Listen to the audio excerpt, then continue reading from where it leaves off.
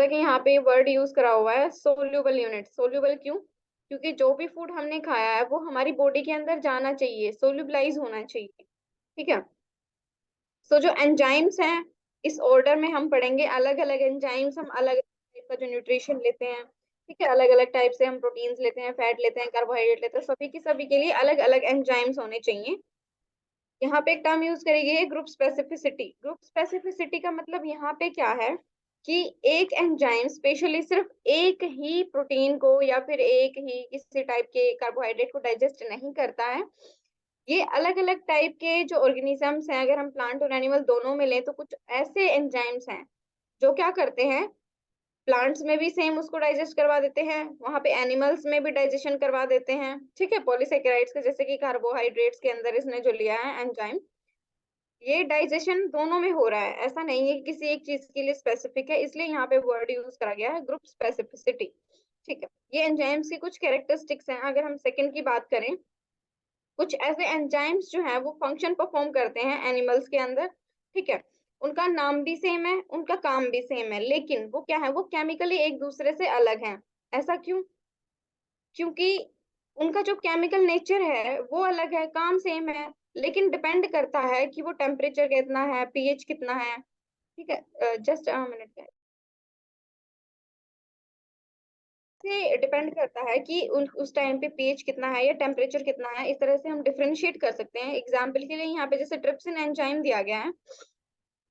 Trypsin जो है vertebrates के अंदर वो क्या करता है, पीएच रेंज जो कि 7 to 9 है, ठीक है, 7 to 9 वाली रेंज में वो ज्यादा अच्छे से परफॉर्म करता है। वही अगर हम बात करें सिल्क वॉर्म की, तो जो आइडियल पीएच होता है इसके सिल्क वॉर्म के अंदर जो ट्रिप्सिन के लिए, वो है 6.2 to 9।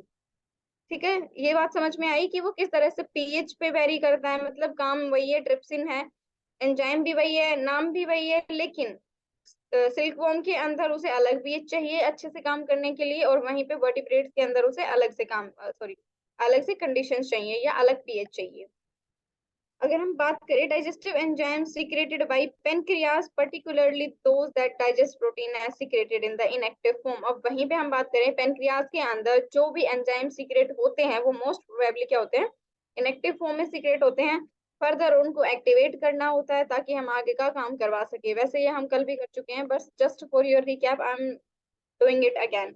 चार टाइप के हमने एंजाइम्स पढ़ने हैं। One is protease, protease, carbohydrates, lipase and nucleus. Protease के बारे में हम पढ़ चुके थे, प्रोटीन डाइजेस्टिव एंजाइम है। इसके अंदर हमने पेप्टाइड बॉन्ड्स का ब्रेकडाउन हमने पढ़ना है। कार्बोहाइड्रेट्स के अंदर क्या होते हैं, हाइड्रोलाइज करते हैं ग्लाइकोसिडिक बॉन्ड्स को कार्बोहाइड्रेट्स के अंदर। ठीक है, इन दोनों को हम पढ़ चुके हैं। प्रोटीज के अंदर हमने दो टाइप के एंजाइम पढ़े थे, एंडोपेप्टाइडेजेस एंड एक्सोपेप्टाइडेजेस। ठीक है, जहाँ पे एंडोपेप्टाइडेजेस का मैंने बताया था कि अगर ये एक अमाइनो एसिड की चेन है, और अमाइनो एसिड की चेन क्या होती है, प्रोटीन होती है। ठीक है, अब ये एक अमाइनो एसिड की चेन है। एक्सोपेप्टाइडेज क्या करेंगे, आएंगे इनके जो बाहर वाले जो हैं, ठीक है, जो सबसे बाहर वाले जो अमाइनो एसिड्स हैं, इनके पेप्टाइड बॉन्ड को ब्रेक डाउन करवा देंगे, बाहर वालों को तोड़ देंगे। उसके बाद जो अंदर वालों की कुछ चेन रह जाएगी, तीन चार की जो चेन रह जाएगी अमाइनो एसिड्स की। फर्दर उसके बाद आते हैं एंडोपेप्टाइडेजेस। एंडोपेप्टाइडेजेस क्या करेंगे, ये जो बीच वाले रह गए थे इन बॉन्ड्स को ब्रेक डाउन करवा देंगे और अमाइनो एसिड्स को सिंगल मोनोमर के फॉर्म में अलग अलग उनको कर देंगे। ठीक है, सो दैट बॉडी के अंदर वो डाइजेस्ट हो सके। यहाँ पे हमने कुछ एग्जाम्पल्स लिए थे एंजाइम्स के, जैसे कि एंडोपेप्टाइडेजेस है। एंडोपेप्टाइडेजेस के अंदर हमने देखा था पेप्सिनोजन। पेप्सिनोजन क्या है, HCl जब इसे मिल जाता है तो ये पेप्सिन में कन्वर्ट हो जाता है। पेप्सिनोजन जो है वो स्टमक में इनएक्टिव फॉर्म में सिक्रेट होता है। After that it is converted into pepsin, that is it's active form. यहीं पे अगर हम बात करें ट्रिप्सिनोजन की, तो ट्रिप्सिनोजन क्या है, ये भी इनएक्टिव फॉर्म में सिक्रेट हुआ था। इसको सिक्रेट एक्टिव फॉर्म में लाने के लिए चाहिए था हमें एंटीरोकाइनेज। एंटीरोकाइनेज ने इसे ट्रिप्सिन में कन्वर्ट कर दिया। एंटीरोकाइनेज की हेल्प से ये ट्रिप्सिन में कन्वर्ट हुआ था। ठीक है, लेकिन वहीं पे जो एंटीरोकाइनेज जो एक्टिव फॉर्म में आया है, तो ये क्या करेगा, डाइजेशन इसका काम है, वो तो इसने करवाना ही करवाना है। अदर देन अगर हम इसकी बात करें, दैट इज काइमोट्रिप्सिनोजन। काइमोट्रिप्सिनोजन एक इनएक्टिव एंजाइम है, इसको क्या करेगा, काइमोट्रिप्सिन में कन्वर्ट कर देगा। तो यहाँ पे जो ट्रिप्सिन है वो एक्ट कर रहा है एज एक्टिवेटर। ठीक है, जो सेकेंड एंजाइम है प्रोटियोलेस। अब जो प्रोटियो इलास्टेज है इसको क्या करेगा, इलास्टेज के अंदर कन्वर्ट करवा देगा, ट्रिप्सिन कन्वर्ट करवा देगा। ठीक है, तो ट्रिप्सिन ने क्या करा है, दो एंजाइम्स को एक्टिवेट करवा दिया। एक तो इसने अपना डाइजेशन परफॉर्म करा है, वहीं पे इसने जो दो एंजाइम्स थे उनका एक्टिवेशन करवाया है। अगर हम बात करें फर्दर एक्सोपेप्टाइडेजेस की, एक्सोपेप्टाइडेजेस क्या कौन से हैं? One is amino peptide, second one is pro carboxypeptidase and third one is dipeptidases. ठीक है, इनमें क्या होता है, ये ऐसे के ऐसे ही हैं, लेकिन इनको काम करने के लिए कुछ आयंस चाहिए होते हैं। ठीक है, अगर ये आयन, वैसे तो ये काम करेंगे करेंगे, लेकिन अगर ये वाले आयंस उस टाइम पे प्रेजेंट है तो ये ज्यादा अच्छे से एफिशिएंटली अपना काम कर पाएंगे, जैसे कि Mn2 positive, Mg2 positive and Zn2 positive, ये चाहिए होते हैं अमाइनो पेप्टाइडेजेस को। ये काम क्या करवाता है, टर्मिनल अमाइनो एसिड जो है उसके ऊपर फ्री अमाइनो एसिड ग्रुप को लिंक करवा देता है। वहीं पे अगर हम बात करें प्रो कार्बोक्सीपेप्टाइडेजेस की, इसको चाहिए ट्रिप्सिन चाहिए और Zn2 पॉजिटिव चाहिए। ठीक है, ये क्या करवाएगा, टर्मिनल अमाइनो एसिड जो थे इनको लिंक करवाएगा कार्बोक्सिल ग्रुप से। यहाँ पे लिंक हो रहा था अमाइनो ग्रुप से, यहाँ पे लिंक हो रहा है कार्बोक्साइल ग्रुप से। आफ्टर दैट डाइपेप्टाइडेजेस, अब जो डाइपेप्टाइडेजेस है इसको वही वाले आयन चाहिए, जैसे कि Mn2 positive, Mg2 positive, Zn2 positive. ठीक है, ये क्या करते हैं, bonds between the pair of amino acids. ऊपर वाले ने क्या करा था, अमाइनो ग्रुप को ऐड करवाया, सेकंड वाले ने फ्री कार्बोक्साइल ग्रुप को, एंड ये क्या करवाता है, जो अमाइनो एसिड्स हैं उनके बीच में बॉन्ड्स की प्रिपरेशन करवाता है। ठीक है, तो ये देख लेना सॉरी, हाँ, ये वाला एंजाइम देख लेना। आफ्टर दैट हम कार्बोहाइड्रेट के बारे में भी पढ़ चुके थे। ठीक है, डाइजेशन ऑफ कार्बोहाइड्रेट्स, इसमें क्या होता है, दो टाइप के एंजाइम होते हैं, पॉलीसेकेराइड्स एंड ग्लाइकोसाइडेजेस। अगर पॉलीसेकेराइड्स की बात करें तो क्या है, जो कार्बोहाइड्रेट्स होते हैं वो मोनोमर्स की चेन होती है। ठीक है, पॉलीसेकेराइड की फॉर्म में होते हैं बहुत सारे, जो मोनोसेकेराइड्स हैं वो जुड़ के एक लंबी चेन बनाते हैं। उसके बाद पॉलीसेकेराइडेजेस क्या करेगा, उस लंबी चेन को ब्रेक कर देगा छोटे छोटे पीसेस में। या तो वो हो सकता है डाइसेकेराइड में ब्रेक कर दे, यानी कि उसके अंदर दो मोनो, उसके अंदर सिर्फ दो यूनिट प्रेजेंट है, या फिर उसको ओलिगोसेकेराइड्स में कर दे। ओलिगोसेकेराइड्स के अंदर क्या होता है, तीन या उससे ज्यादा जो है यूनिट्स प्रेजेंट होती है मोनोसेकेराइड्स की। अब हमारे पास पॉलीसेकेराइडेजेस की हेल्प से क्या हुआ, या तो दो मोनोसेकेराइड प्रेजेंट है या तीन या चार प्रेजेंट है। ठीक है, यहाँ तक हमारी आ गई, पॉलीसेकेराइड जो थी वो टूट गई छोटे छोटे पोर्शन में। After that glycosidases come and glycosidases will break down it into the monosaccharides. ठीक है, सो डाइसेकेराइड या ट्राइसेकेराइड जो पॉलीसेकेराइडेजेस ने बनाए थे, ग्लाइकोसाइडेजेस उसको ब्रेक डाउन करवा देगा और मोनोसेकेराइड्स में बनवा देगा हमारा। और अल्टीमेटली हमें क्या चाहिए, हमें एक सिंपलर फॉर्म चाहिए ना किसी कंपाउंड की। समझ में आ रहा है ना सबको, कहीं मैं ऐसे ही रामायण गाती जा रही हूँ? जी मैम। यस मैम, आ रहा है। ओके, सविता, आपके लिए एक इंफॉर्मेशन है कि अभी जो है ये सेकेंड ईयर की क्लास चल रही है। ठीक है, आपकी क्लास जो है वो सुबह 8 बजे होगी, अभी थोड़ी टाइमिंग शिफ्ट कर दी है ताकि बच्चों को थोड़ा टाइम ज्यादा मिल सके। तुम्हारी क्लास 40 या 45 मिनट्स की होगी। ठीक है, कितने बजे की है क्लास? सुबह 8 बजे। ओके। ठीक है, ओके सविता, सुबह मिलते हैं। ठीक है, तो अभी अल्टीमेटली हमें चाहिए एक ऐसा कंपाउंड जो कि हमारी बॉडी के अंदर इजीली सोल्यूबलाइज हो सके। ठीक है, तो वहीं पे जब हम बात करते हैं जैसे कि ग्लाइकोजन, ग्लाइकोजन जो है एनिमल्स के अंदर प्रेजेंट है, इसको क्या करेगा, अमाइलेज क्या कर देगा, माल्टोज में ब्रेक डाउन करवा देगा। अब माल्टोज आ गया है तो इसके लिए हमें अलग से एंजाइम चाहिए, माल्टेज आएगा। माल्टेज इसको क्या करेगा, ग्लूकोज में ब्रेक डाउन करवा देगा। ग्लाइकोजन से हमने बना दिया glucose, that is simpler form.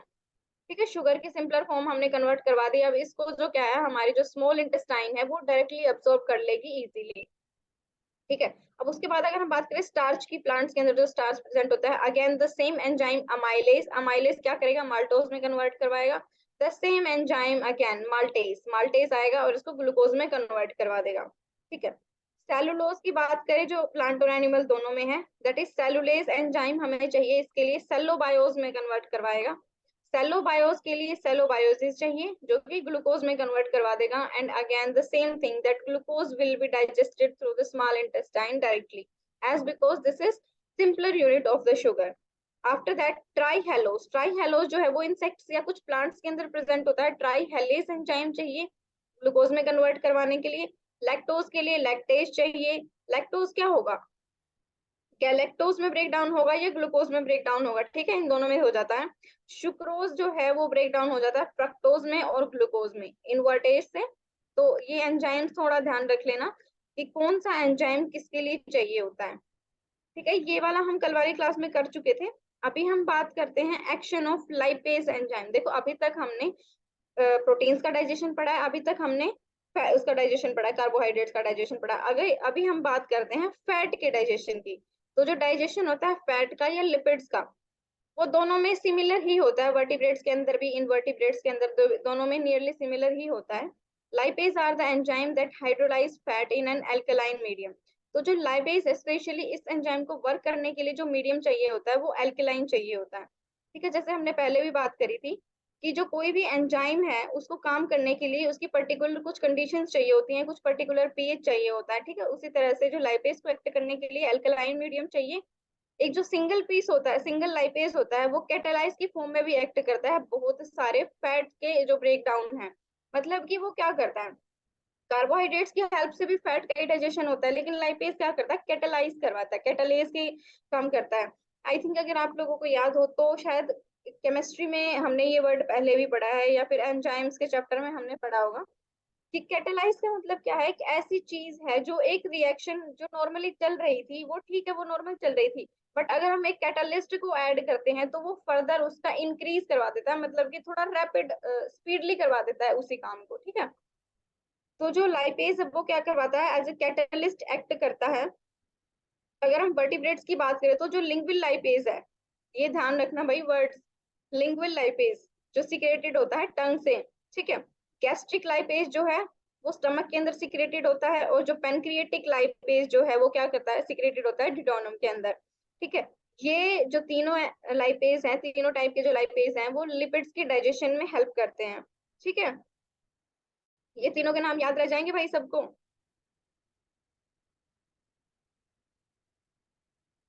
बता तो दो। Yes ma'am. Yes ma'am. Okay ठीक है, तो जो लिपिड्स होते हैं वो हाइड्रोफोबिक होते हैं और पुअरली सोल्यूबल होते हैं एक्वस एनवायरनमेंट के अंदर डाइजेस्टिव ट्रैक में। मतलब कि जो डाइजेस्टिव ट्रैक है उसके अंदर ये इतने ज्यादा अच्छे से सोल्यूबल नहीं हो पाते हैं, इसीलिए इनको ब्रेक डाउन के लिए कुछ स्पेशल मैकेनिज्म चाहिए। मतलब कि डायरेक्टली नहीं हो पाएंगे। अगर आप लोगों को याद हो तो बाइल जूस वाला जो कंसेप्ट होता है वहां पे आके कि जो बाइल जूस रिलीज हो जाता है, जो फैट के जो ग्रेन्यूल्स आए हैं उनको छोटी छोटी उसमें होल्स में तोड़ देता है। ठीक है, तो ये कुछ ऐसा ही होता है, लिपिड्स का ब्रेक डाउन करना होता है, so that they break down into the fat droplets by the action of lingual lipase। सबसे पहला जो आएगा काम करने के लिए, जो ड्रॉपलेट्स के अंदर ब्रेक डाउन करना है, वो आएगा lingual lipase, एंड उसके बाद आएगा गैस्ट्रिक लाइपेज। इससे पहले कि वो पेनक्रेटिक लाइपेज आए, उससे पहले गैस्ट्रिक, क्योंकि जैसे ही हमने खाया, ठीक है, हमारी टंग जो लाइपेज रिलीज कर रही थी, सबसे पहले तो जो फैट है वो हमारी माउथ में जाएगा, वहां से हमारी जो टंग ने लाइपेज रिलीज करा था वो वहां पे डाइजेस्ट होगा। आफ्टर दैट जैसे ही टंग से नीचे जाता है, हमारे जो एसोफेगस से जाते हुए स्टमक के अंदर वो पहुंचता है, तो वहां पे उसे मिलता है gastric lipase for the digestion of fat. वहां से हो गया। ठीक है, अब उसके बाद जब वो थोड़ा सा स्टमक से डाइजेस्ट होके नीचे जाता है, जो फिर भी कुछ रह गया, जो फैट डाइजेस्ट नहीं हो पाया है, then it is going to meet with the pancreatic lipases. ठीक है, ये क्या करता है, एल्कलाइन मीडियम पे काम करता है। अब रिजल्ट क्या होगा एट द एंड, जब पेनक्रेटिक लाइपेजेस इसके ऊपर रिलीज हो गया है, तो जो फैट वहां तक पहुंचा था वो छोटे छोटे ड्रॉपलेट्स में सेपरेट हो जाएगा। ठीक है, अभी तक उसके ड्रॉपलेट्स जो थे वो थोड़े बड़े थे, जो कि डाइजेस्ट नहीं हो सकते थे डायरेक्टली ब्लड के अंदर। अब वहां पे वो जो है वो सेपरेट हो जाएगा, वोटरी कंपाउंड्स बना लेगा थोड़े थोड़े से। Gastric lipase begin to break down large aggregates of the dietary triglyceride into the diglyceride and fatty acids. अब जो गैस्ट्रिक लाइपेज था, जैसे ही वो स्टमक के अंदर आता है, वो क्या करता है, उसके अंदर ट्राइग्लिसराइड्स है, यानी कि 3 यूनिट है ग्लिसराइड की। तो जो ग्लिसराइड की जो 3 यूनिट थी उनको डाइग्लिसराइड में ब्रेक डाउन कर देगा, यानी कि 2 यूनिट्स में ब्रेक डाउन हो जाएंगे। And the key players in the digestion of the fat to yield monoglyceride and the fatty acids are the bile and pancreatic lipases. जैसे कि अभी हमने बात करी थी बाइल जूस की। ठीक है, तो जो सबसे इंपॉर्टेंट फैक्टर होता है वो बाइल जूस होता है और पेनक्रिएटिक लाइपेज होता है, जो कि इनको डाइजेशन में सबसे ज्यादा हेल्प करता है। बाइल जूस क्या होता है, उसे सिंपली रिफर्ड होता है as the bile is a product in the liver. Liver से फ्लो करता है। ठीक है, एक जो बाइलेरी ट्रैक होती है गाल ब्लैडर के साथ, इसके साथ 3 चीज जुड़ी हुई हैं। यहाँ से लीवर का सिक्रेशन आ रहा है, ठीक है, यहाँ से सॉरी, यहाँ से गाल ब्लैडर का सिक्रेशन आ रहा है और उसके आगे यहाँ से ये दोनों चीज मिलके आगे जा रही हैं। तो यहाँ से पेनक्रियाज ने इसके अंदर अपना जो गैस्ट्रिक लाइपेज है वो भी इसी के अंदर रिलीज कर दिया है। After that the formation of bile juice, ठीक है, होती है। उसके बाद जो ये कहाँ पे सिक्रेट होता है, ड्यूटोनम के अंदर जो स्मॉल इंटेस्टाइन है उसके अंदर ये सिक्रेट होता है। ये कॉम्प्लेक्स फ्लूइड होता है, इसके अंदर क्या क्या प्रेजेंट होता है, वाटर प्रेजेंट होता है, इलेक्ट्रोलाइट्स प्रेजेंट होते हैं, large number of organic molecules जिसके अंदर जैसे कि बाइल एसिड्स हैं, कोलेस्ट्रॉल है, फोस्फोलिपिड्स हैं या बिलीरुबिन्स है, ठीक है। इस तरह के कुछ कंपोनेंट्स हैं जो कि बाइल जूस में प्रेजेंट होते हैं।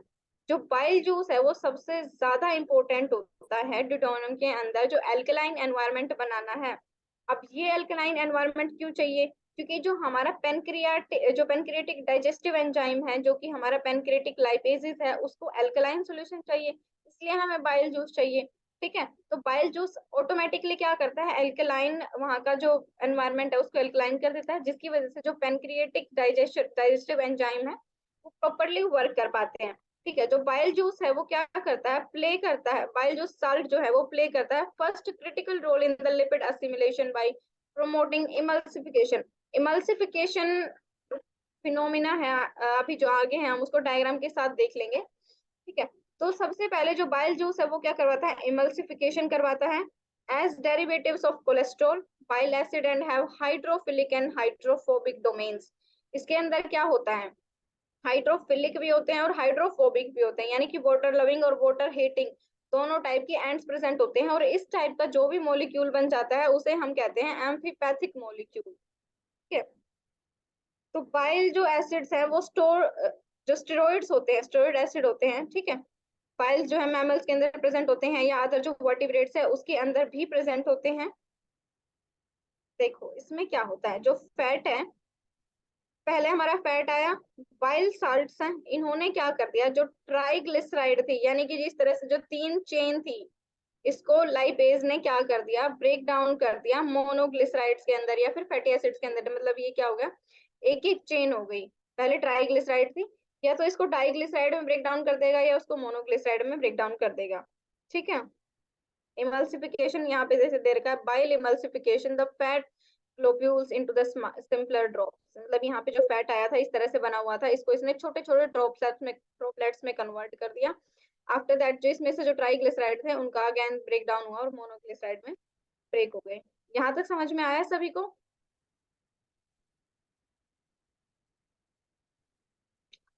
बताओ बताओ। Yes ma'am. Yes ma'am. After that इसमें क्या होता है, मिसल फॉर्मेशन होती है। देखो मिसल में इस तरह का कुछ स्ट्रक्चर बनता है जैसे कि ये देख रहे हो। हाइड्रोफिलिक जो एंड होता है, जो हाइड्रोफिलिक हेड होता है वो बिल्कुल बाहर होता है, ठीक है। और जो हाइड्रोफोबिक टेल होती है वो अंदर की साइड होती है। ऐसा क्यों है, हाइड्रोफोबिक मतलब कि वाटर लविंग, हाइड्रोफिलिक यानी कि वाटर हीटिंग। तो जो इसमें जो अदर जो बाहर वाला जो कंटेंट है वो क्या है, वाटर है, ठीक है। ये वाला जो है पूरा एरिया, ये जो है ये है फैट। तो इसमें क्या होता है, जो इसके जो दो डोमेन है, हाइड्रोफिलिक जो है वो बाहर वाली साइड आ जाएगा क्योंकि ये वाटर लविंग है तो ये वाटर की साइड जाएगा। जो इसका जो हाइड्रोफोबिक टेल है वो वाटर हीटिंग है तो वो क्या करेगा, वो उसके एक्वस सॉल्यूशन के अंदर चला जाएगा, मतलब कि यहाँ पे जाएगा, सॉरी एक्वस सॉल्यूशन नहीं, जो फैट है उसके अंदर जाएगा। इस तरह से एक मिसल की फॉर्मेशन होती है इसका डाइजेशन के लिए। ये समझ में आया मिसल फॉर्मेशन कैसे होती है?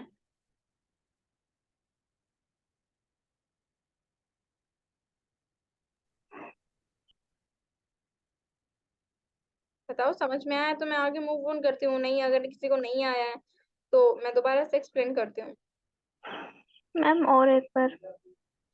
ठीक है, देखो इसमें से मैं वैसे तुम्हें पढ़ के बता ही देती हूँ। एक जो मोनोग्लिसराइड्स होते हैं या फिर फैटी एसिड होते हैं वो क्या होते हैं, लिबरेटेड होते हैं through the action of lipase, यानी कि लाइपेज ने क्या करा, मोनोग्लिसराइड्स बनाए, क्योंकि पहले तो वो ट्राइग्लिसराइड्स की फॉर्म में प्रेजेंट है। जैसे यहाँ पे देखो मोनोग्लिसराइड्स बन गए ट्राइग्लिसराइड से टूट के, लाइपेज ने इनको बना दिया।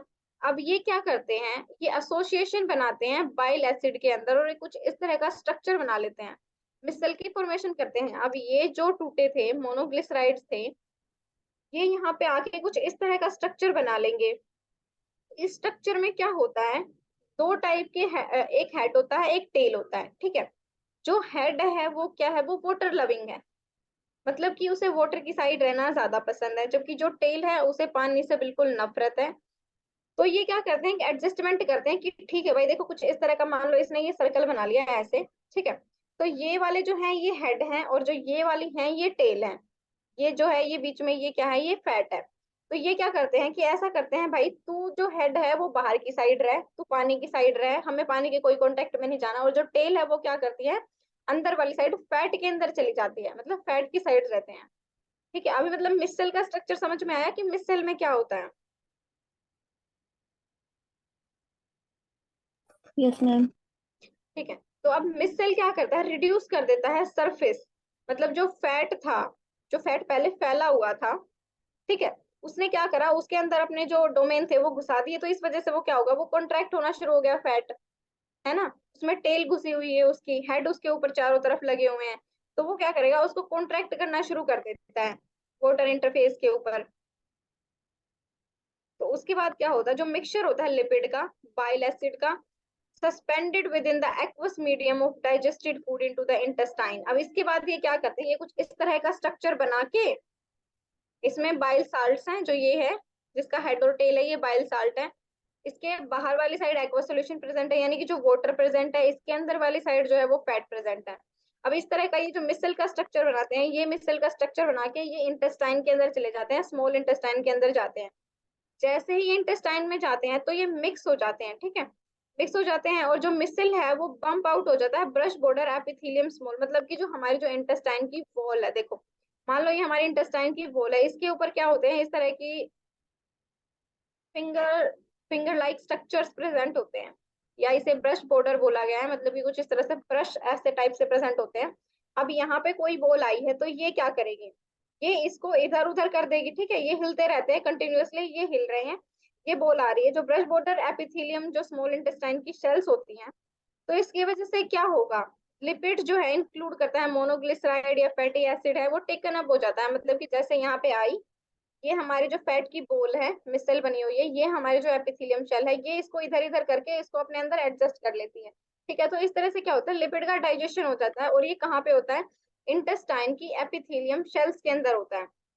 देखो मैं थोड़ा सा तुम्हें दोबारा ब्रीफ करती हूँ। इसमें क्या होता है, जो फैट है सबसे पहले आया माउथ में, ठीक है, वहां से लिंगुअल लाइपेज सिक्रेट हो गया, थोड़ा सा डाइजेशन उसने करा, उसके बाद इसोफेगस से नीचे आया गैस्ट्रिक लाइपेज, दोबारा से सिक्रेट हो गया, उस गैस्ट्रिक लाइपेज ने थोड़ा सा डाइजेशन करा, पर सबसे बड़ा जो काम है वो है पेनक्रिएटिक लाइपेज का। अब पेनक्रिएटिक लाइपेज क्या है, वो अकेले रिलीज नहीं होता है, पेनक्रिएटिक लाइपेज जब रिलीज होता है तो उसके अंदर दो चीजें और होती हैं, एक तो लीवर का सिक्रेशन होता है, दूसरा गाल ब्लैडर का सिक्रेशन होता है। ठीक है, तो ये जो मिलके क्या बनाते हैं, ये बाइल जूस बनाते हैं, जिसके अंदर अलग अलग कंपोनेंट प्रेजेंट है, जैसे कि बाइल साल्ट प्रेजेंट है, बिलीरुबिन प्रेजेंट है। ठीक है, तो जो बाइल साल्ट होते हैं ना उसके दो डोमेन होते हैं, बाइल साल्ट के दो डोमेन है, एक है हाइड्रोफोबिक, एक है हाइड्रोफिलिक। अब जो वाटर लविंग हेड है वो बाहर वाली साइड रहेगा, जो हाइड्रोफिब हाँ, ठीक है, जो वाटर लविंग वाला है, जो हाइड्रोफिलिक है, वो बाहर की साइड रहेगा, और जो हाइड्रोफोबिक है वो अंदर की साइड रहेगा। तो इस तरह से वो क्या करते हैं, जो फैट को एक टाइप से एक बोल सा बना लेते हैं, मतलब उसको जकड़ लेते हैं, वो उसको पकड़ के क्या करेंगे, स्मॉल इंटेस्टाइन में ले जाएंगे जहाँ पे एपिथेलियम शेल्स प्रेजेंट हैं। ठीक है, अब वो एपिथेलियम शेल्स क्या करेंगे, जो मिसल उन्होंने उन्होंने बनाई थी, जो एक बोल बनाई थी, उसको वहां पे डाइजेस्ट कर लेंगे। अब जब वो सेल्स के अंदर चला गया है डाइजेस्ट होके, तो क्या करेगा, वो फाइनली वो अपने आप ऑटोमेटिकली ब्लड स्ट्रीम के अंदर रिलीज कर देंगे। तो हमारा जो इस तरह से है वो फैट का डाइजेशन होता है। अभी समझ में आया, अब मुझे बताओ, आपको अभी किसी को इस मैकेनिज्म में डाउट हो।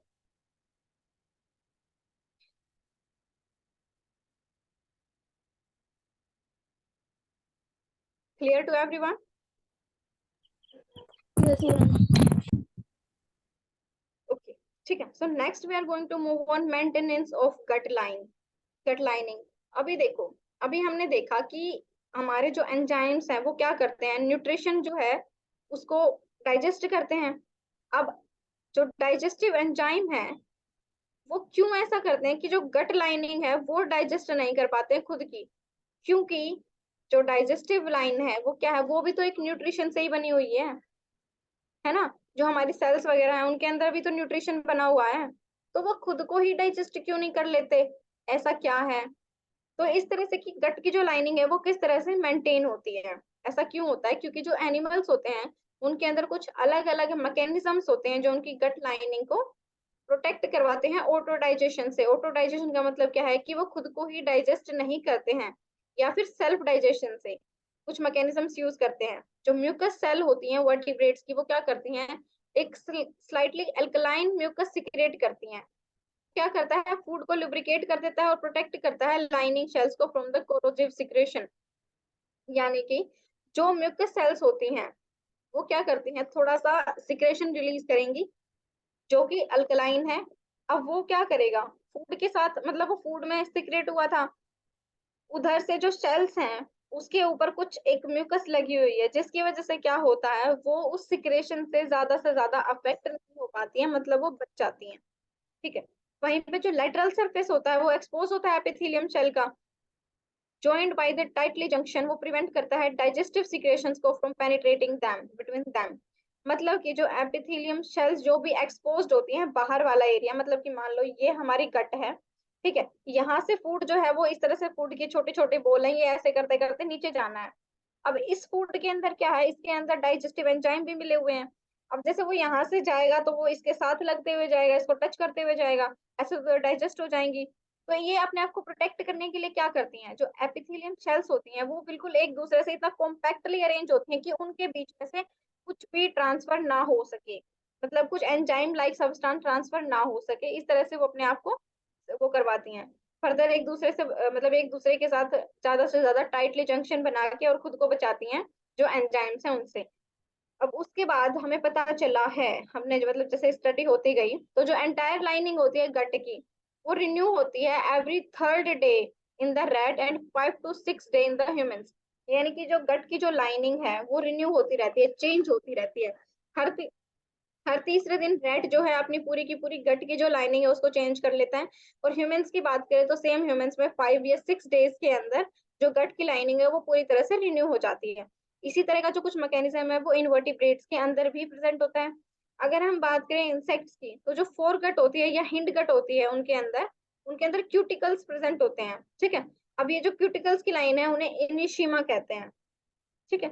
जो एपिथेलियम शेल होती हैं वो सिर्फ मिडगट के अंदर ही एक्सपोज्ड होती हैं, जहाँ पे बहुत सारे डाइजेस्टिव मतलब जो डाइजेस्टिव मैकेनिज्म्स हैं मिडगट के अंदर ही होते हैं इंसेक्ट के अंदर।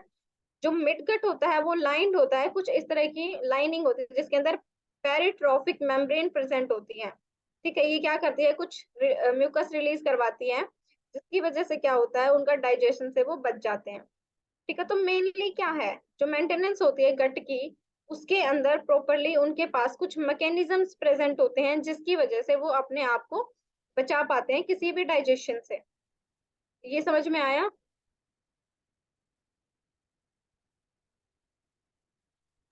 जी मैम। मैकेनिज्म्स तुम्हें ध्यान रखने हैं कि कौन से मैकेनिज्म जो हैं वो यूज करते हैं। अलग अलग टाइप के मैकेनिज्म अलग अलग एनिमल्स में यूज करे जाते हैं। ठीक है। अगर हम बात करते हैं coordination of digestion in animals, कि अभी तक हमने देखा कि डाइजेशन चल रहा है, डाइजेस्टिव की प्रोसेस चल रही है, कि लार्ज फूड मॉलिक्यूल्स को ब्रेक डाउन कर दिया, छोटे छोटे कॉन्स्टिट्यूएंट्स में तोड़ दिया। वहीं पे अगर हम बात करें जो प्रिमिटिव मेटाजोन्स है, मतलब जो शुरू में मेटाजोन्स आए थे जो कंटिन्यू फीड करते रहते थे, मतलब खाते रहते थे, तो उनके कुछ एंजाइम प्रोड्यूसिंग जो सेल थी वो सिक्रेट करती रहती थी। जितना जल्दी जल्दी खाना जाता रहेगा उतने जल्दी जल्दी सेल सिक्रेट करती रहेंगी, क्योंकि खाना तो डाइजेस्ट करना ही है। और वहीं अगर हम बात करें हायर एनिमल्स के अंदर, तो उसके पास कुछ और जो कंट्रोल्ड मैनर चाहिए हमें होता है। ठीक है। ताकि हमारा जो रेगुलेशन है वो अच्छे से चलता रहे। जो रिलीज फूड होता है स्टमक के अंदर, इंटेस्टाइन के अंदर, वहां पे आके कुछ डाइजेस्टिव एंजाइम आते हैं, वहां पे उस डाइजेस्टिव एंजाइम को काम करने के लिए एक प्रॉपर टाइम चाहिए। ठीक है। इस बीच में क्या होता है, जो नर्वस सिस्टम या जो हार्मोनल कंट्रोल होते हैं वो क्या करते हैं, अलग अलग टाइप की जो कोऑर्डिनेटिव एक्टिविटी है उनको परफॉर्म करवाते हैं। टाइम क्यों चाहिए? जैसे ही जो हमारा खाना है नॉर्मली जब हम खाते हैं तो वो 4 से 5 घंटे तक हमारे स्टमक के अंदर स्टोर्ड रहता है, वहां पे उसका डाइजेशन चलता है। ठीक है। तो इस बीच में हमारे जो सॉरी हमारे जो बाकी एंजाइम्स हैं वो हमारा जो नर्वस सिस्टम है वो अच्छे से रिलीज करवाता रहता है टाइम टू टाइम। अगर हम मैमल्स की बात करें तो माउथ जो है वो कंट्रोल करता है स्लाइवरी ग्लैंड का, जिसके अंदर सिक्रेशन होता है। जो गैस्ट्रिक सिक्रेशन होता है वो हार्मोन के अंडर होता है, एंड जो न्यूट्रल कंडीशन होती है, जस्ट अ मिनट,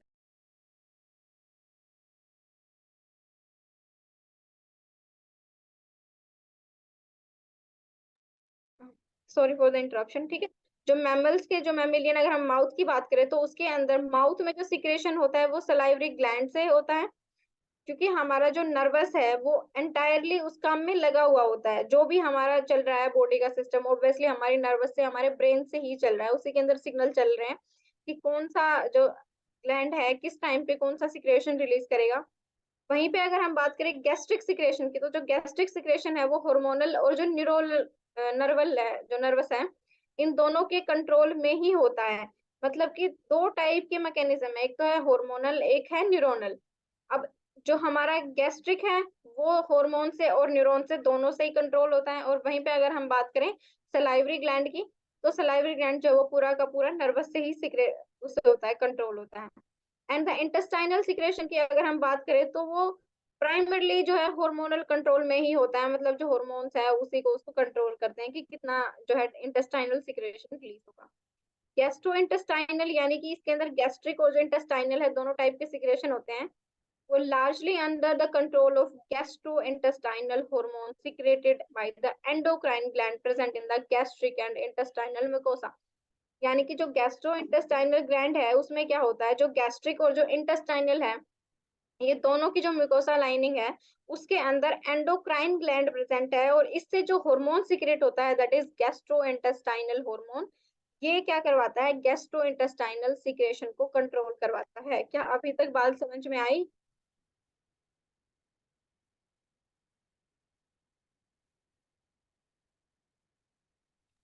हाँ बता जी दो। मैम। ओके, ठीक है। सो अगर हम बात करें गैस्ट्रो इंटेस्टाइनल हार्मोन कौन से होते हैं, there are three mammalian gastrointestinal hormone, जो कि सिक्रेटिन होता है, गैस्ट्रिन होता है, और कोले कोलेकाइसो सॉरी ये थोड़ा कॉम्प्लेक्स हो गया, कोलेसाइस्टोकाइनिन हो गया, ठीक है, सीसी के शॉर्ट फॉर्म में हम बोल लेते हैं।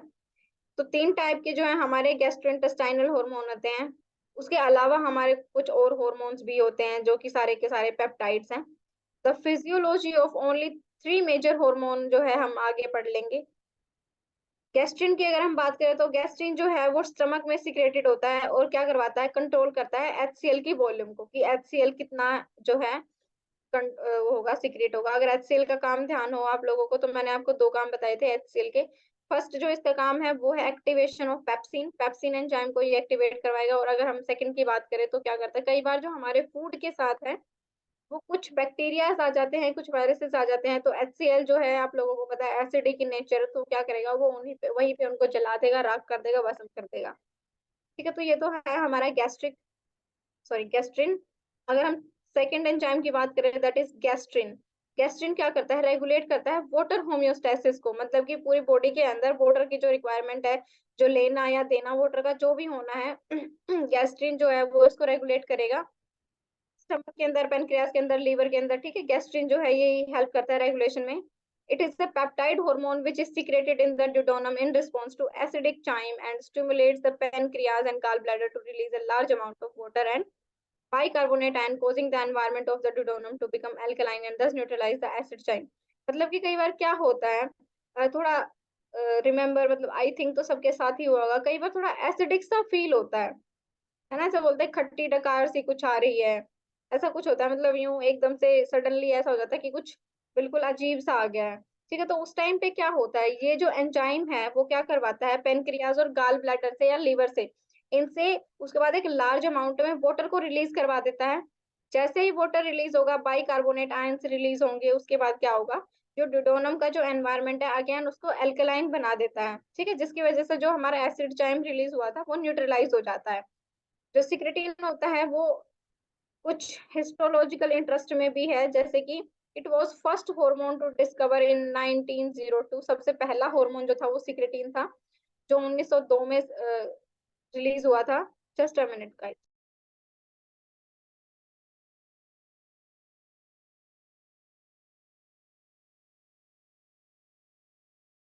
जो डिस्कवर हुआ था इन 1902 के अंदर, बाय सर विलियम मैडॉक बायलेस और अर्नेस्ट स्टार्लिंग, ये जो दो साइंटिस्ट थे इन्होंने इसको डिस्कवर करा था भाई। याद रखना कि सबसे पहला जो एंजाइम था वो था सिक्रेटिन, और कब डिस्कवर हुआ था 1902 के अंदर। जो मैमेलियन गैस्ट्रोइंटेस्टाइनल हार्मोन होते हैं वो डिनोट करते हैं इनहिबिशन या स्टिमुलेशन, ठीक है। हार्मोन जो होते हैं सबसे इंपॉर्टेंट होते हैं अदर देन लाइक गैस्ट्रिन में जो सिक्रेटिन है सिक्रेटेड होते हैं स्टमक से, ठीक है। मतलब कि जो गैस्ट्रिन है वो स्टमक में सिक्रेटेड होगा, सिक्रेटिन जो है वो डिडोनम में सिक्रेट होगा। उसके बाद जो सीसीके है भाई अपना, ठीक है, ये होगा डिडोनम के अंदर सिक्रेट होता है। अब स्टिमुलेट होता है मतलब कि रिलीज कब होता है, पेप्टाइडेज से होता है, ये एसिड से होता है, सिक्रेटिन एचसीएल के रिस्पॉन्स में होता है। और ये जो अमाइनो एसिड्स होते हैं, जो फैटी अमाइनो एसिड होते हैं, उनके रिस्पॉन्स में जो सीसीके है वो रिलीज होता है। अब उसके बाद आते हैं कि ये अफेक्ट किस पे करते हैं। जो गैस्ट्रिन है मेनली वो नर्वस पे अफेक्ट करता है, नर्व से अफेक्ट करता है। इनका कुछ अभी तक इतना ज्यादा नोन नहीं है सिक्रेटिन का या सीसीके का, ठीक है। इनका नहीं पता है कि ये भी किस पे सिक्रेट करते हैं, ये इनका बाद में देख लेंगे आई थिंक। हम ये वाला जो पोर्शन है ये हम कल वाली क्लास में कर लेंगे। अभी तक किसी को कुछ डाउट है तो वो मुझे बताओ।